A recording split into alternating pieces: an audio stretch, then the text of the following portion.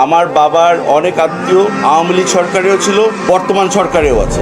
আমরা কোনো সময় কারোর কাছে ভিক্ষা চাইতে যাইনি। এখানে আমার আত্মীয় স্বজন যারা ছিল সকলেই চেষ্টা করেছে, কিন্তু ওই যে শেখ হাসিনা, তার সামনে কিছুই টিকে না। আমার বাবা বলছে 6 ফুট 2 ইঞ্চি লম্বা মানুষ, মাথা কারোর সামনে নিচু হবে না। আমি আল্লাহর কাছে যাচ্ছি গিয়ে, আমি আল্লাহর কাছে গিয়ে আমি বিচার চাবো। সালাউদ্দিন কাদের চৌধুরী নামটা অনেক বড় হয়ে গিয়েছিল, আর এই জিনিসটা শেখ হাসিনা সহ্য হচ্ছিল না।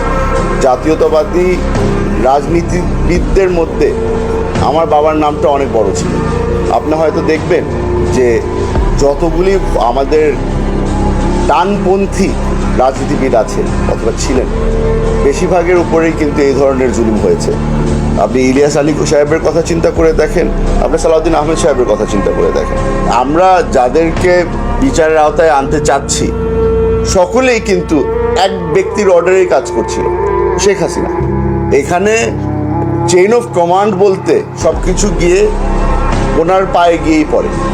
তো আমাদের সবার ইচ্ছা, আমাদের সবার বিশ্বাস যে একদিন না একদিন শেখ হাসিনার বিচার হবে। সেই জিনিসটাই বাংলাদেশের মানুষ তাকিয়ে আছে। আমার বাবার অনেক আত্মীয় আওয়ামী লীগ সরকারেও ছিল, আমার বাবার আমার মায়ের অনেক আত্মীয় বর্তমান সরকারেও আছে। আমার পরিবার অনেক বড়, কোনো সরকার পার পায় নাই যেখানে আমার পরিবারের সদস্য নেই। আমরা কোনো সময় কারোর কাছে ভিক্ষা চাইতে যাইনি।